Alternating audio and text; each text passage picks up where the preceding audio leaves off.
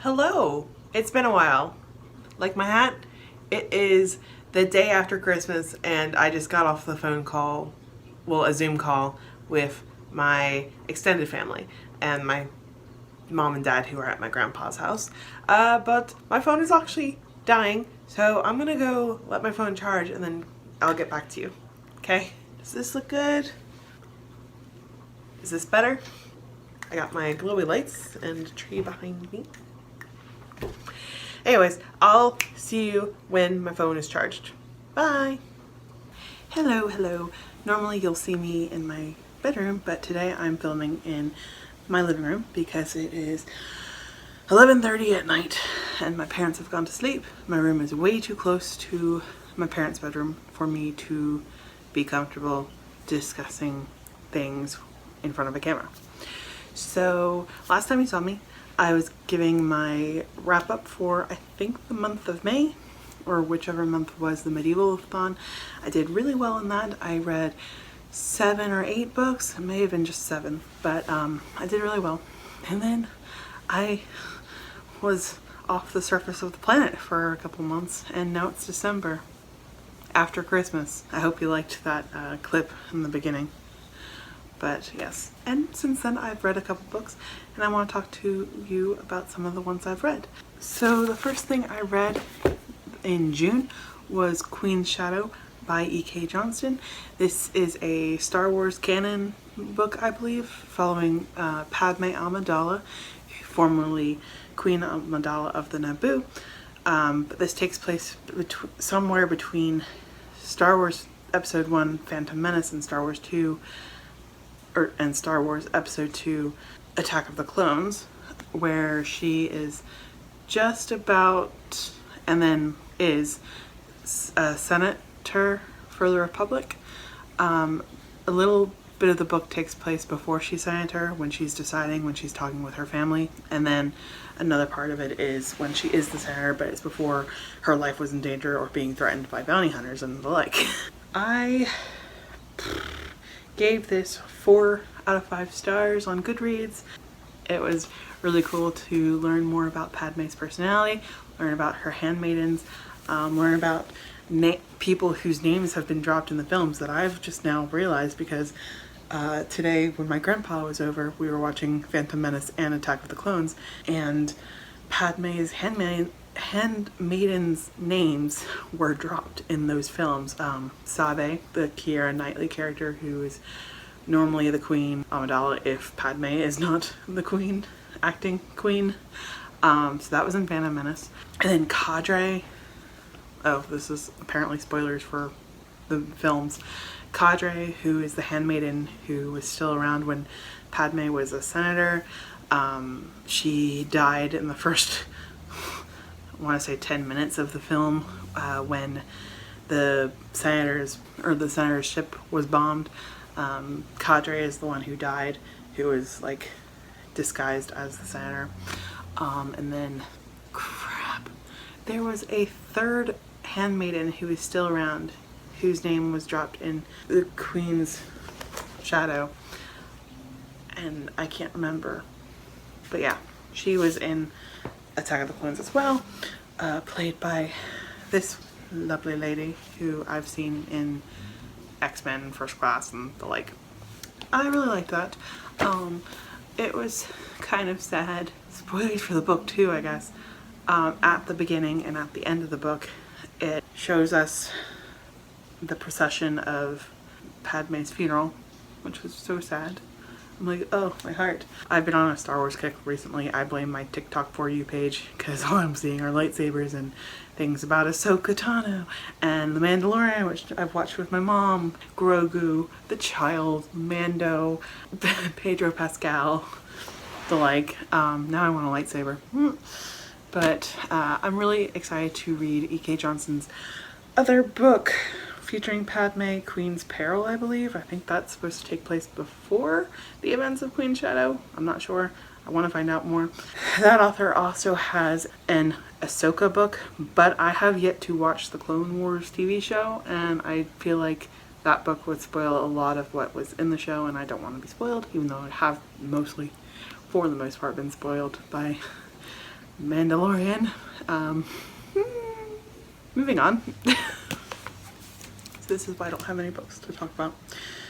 In the book, we also learned about the costumes and how there were like escape doors in those big elaborate queen's costumes, where one can escape if they are under attack, and like, abandon ship, get out of there, move it. But yeah, in Queen's Shadow, we were just starting to see the point of where Padme's life was being threatened by suspicious characters. Dun dun dun. But then that continues through Attack of the Clones and yada yada yada. That's the only book I read in June. I think I mentioned that. I only read one book in June because I was filming my May wrap up in August or whenever I filmed that. So in July, I read A Princess in Theory by Alyssa Cole. I had heard good things about Alyssa Cole's writing from a few people on YouTube. Princess over at the Castle Library, I think, read that or recommended that, just out in the ether, recommended that, and then that appealed to me because it was a long lost princess who didn't realize that she was that, and then a prince who was trying to get her to listen to the emails that they were sending her, and she was like ignoring them because, like, who believes an email that says, hey, you're a long lost princess and this prince wants to be engaged to you? And all kinds of fun things happen. There's mistaken identity, there's lack of communication, which we all love so much. Not the character that this book is actually about, because I did write some notes down, is Naledi. Naledi is our missing princess who, when she was younger, orphaned. Her parents took her away from their country, and shortly thereafter died, and so she was growing up in the system, didn't really know who she was, any connections she was into. Naledi, when the story begins, is a grad student studying infectious disease control. Yes. And then the prince from her country, I cannot remember the name, good God, I'm horrible. He is in the United States for some odd reason, I think to negotiate some aid, or to earn his country money. And then while he's there, he might as well meet the princess and like chastise her for like not holding up her part of the deal that their parents made when they were too young. Arranged marriages, we like that. I mean, if it works, it works. I'm not opposed to it, but I'm not for it either. I'm just kind of, it's a thing that exists and I'm not opposed to it. I don't think my parents would ever pick someone for me.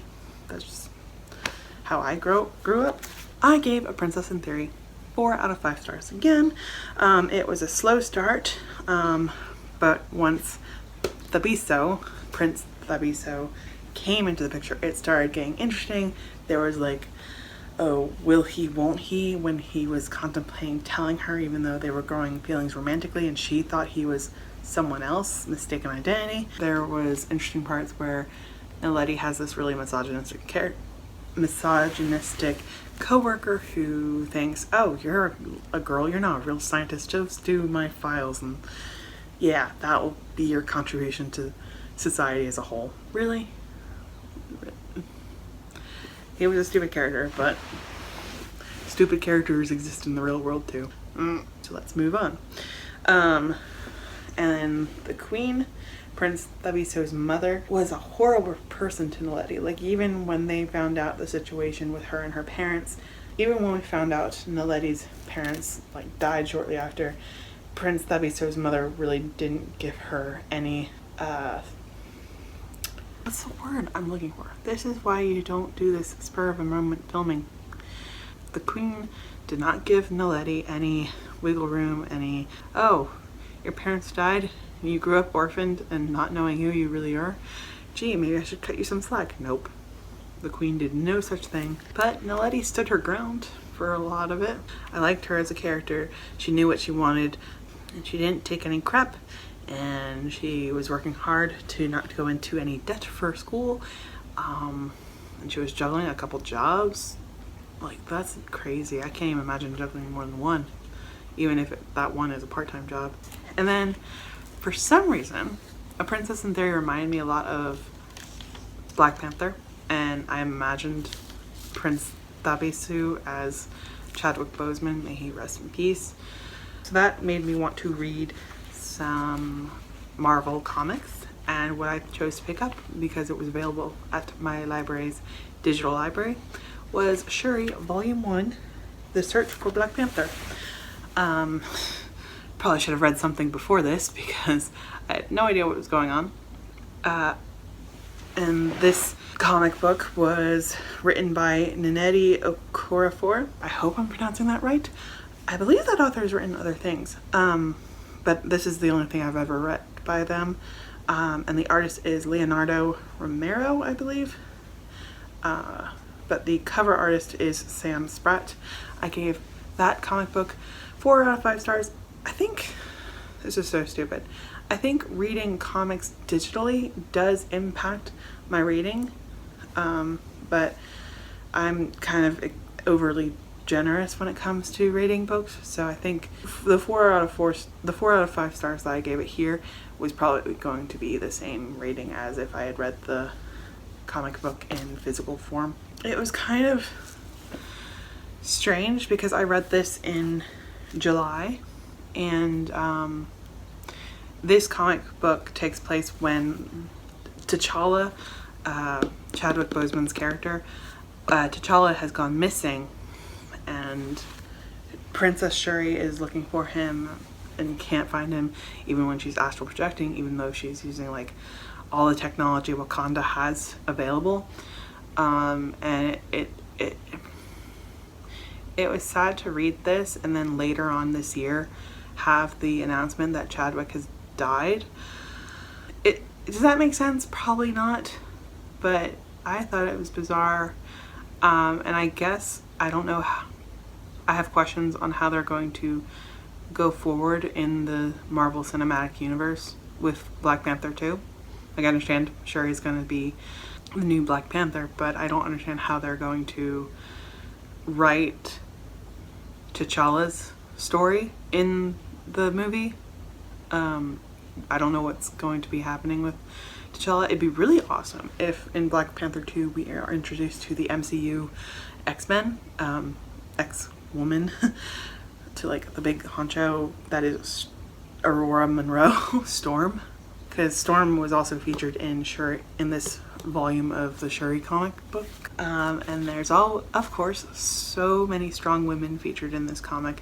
There was the Dora Milaje, there was the Queen Mother, there was Shuri, who at the end I think took on the mantle again of Black Panther, even though she was really not for it at the time. She was wanting to dedicate her energies on just finding T'Challa, but in the end this council of women decided that it would be best for Wakanda, best for the surrounding countries if Shuri took up that mantle again. Because it's cool that Shuri has both tech and magic at her disposal. I highly recommend that. Shuri Volume 1. I hope to read Volume 2 in the future, but I don't think my library has that physical or otherwise. I don't know if it's even out yet. I'm bad at researching things other than the books I've read or want to read. And I've read two other books after Shuri Volume 1.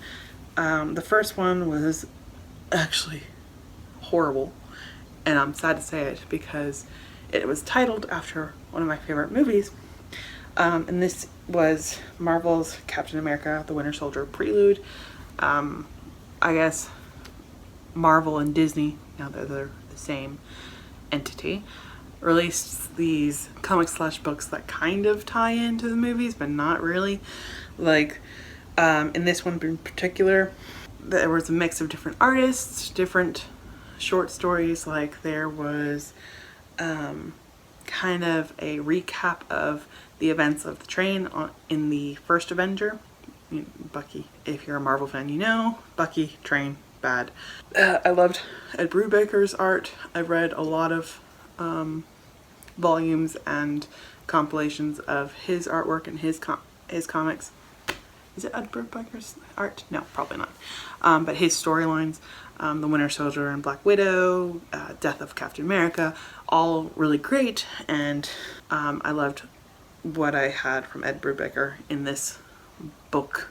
However, the rest of it was actual garbage, in my opinion. In my personal opinion, if you love it, that is absolutely fine. I am not judging you. Please don't judge me. But I gave this 2 out of 5 stars. I did not enjoy it, and I didn't read it all. I was flipping this, like, I kept turning the pages even though it was on my iPad. Kept, like, hitting pages like, okay, when does this get interesting? When does this get good? When is this not, like, weird? That's all I can remember. And then I think early on, maybe it was towards May, honestly, back towards May, towards when the Medieval-a-thon started. Cereal Box, this company Cereal Box, contacted me, saw that I had reviewed Margaret Stoll's Black Widow duology, Forever Red and Red Widow? Forever Red and Red Widow, I think those are the 2 books. They saw that I had reviewed those, and they asked me if I would want a season pass to their Black Widow Bad Blood serial, which that comes with the audiobook version, which I think was brilliant. I love the voice actress of that. I love the effects and the background noises and the music that accompanied it. It also came with a ebook text version of it, and also a ebook work in progress that they sent as a PDF as well. I absolutely enjoyed that. Like I said, the voice actress, the effects, the descriptions, the fact that our dear Winter Soldier was in it, which was fabulous. 5 out of 5 stars. But what is that about? It is about Natasha. She is on just a regular routine mission, and when she is actually, I think, getting off that mission and going to hang out with her targets, not really targets, she's undercover as this scientist worker, secretary, I forget her job, but she made friends at work, and they were all going to a bar, having drinks, dancing, the like of that, and Natasha is attacked and drugged, and her blood is also stolen. So it's her investigating that, finding where those people came from, who sent them, what they want her DNA for, and she runs into our dear James Buchanan Barnes, Winter Soldier, and he is dealing with the same issue. He was attacked, drugged, and his DNA was stolen as well, and it's just perfect. It was a really great palate cleanse from the disaster that was the Winter Soldier Prelude book. I am so looking forward to season 2. Cereal Box has some absolutely spectacular serials. Marvel, they have an Orphan Black serial, which is narrated by the lady who actually plays all of the clones in that TV show. But that's fantastic. There's a Black Panther serial that I haven't really investigated, but I want to listen to. There's a Thor serial that is narrated by Daniel Gillies from the originals, which I need to listen to as well. There's a Jessica Jones one. Absolutely need to save up my money so I can buy all of them. And yeah, I think that is just spectacular, and I'm looking forward to telling you more of what I've read, because I have read a lot. I met my goal and exceeded my goal of reading 35 books this year, and I've read 37. I'm in the middle of 2 books, so maybe it will be 38 or 39. But I think I'm going to cut this video off for right now. I've talked your ear off. I've stuttered and mumbled and mumbled and stuttered. And I don't know how long this video will be once I cut around all of my mess. But I hope you enjoy. I hope to see you in my next video. You can hit that like button, or you can hit the dislike button, whichever you prefer. I hope you have a lovely morning, a lovely evening, or a lovely afternoon, whenever, wherever you're watching this. And I'll see you later. Bye!